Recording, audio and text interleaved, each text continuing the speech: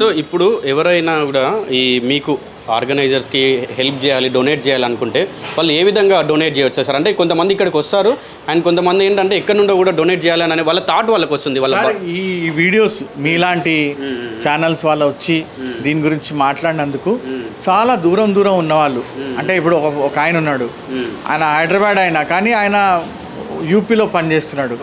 So వాళ్ళ నాన్నగారి birthday వచ్చింది. సో ఆ బర్త్డేకి ఆయన వాళ్ళ డాడీ పేరు రాపించి భోజనం పెట్టించినాడు.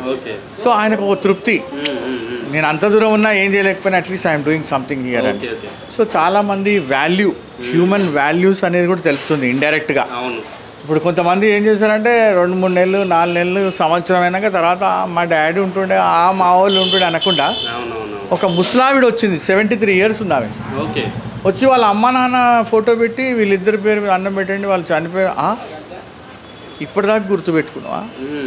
ప్రతి సంవత్సరం చేస్తానండి. The value they give.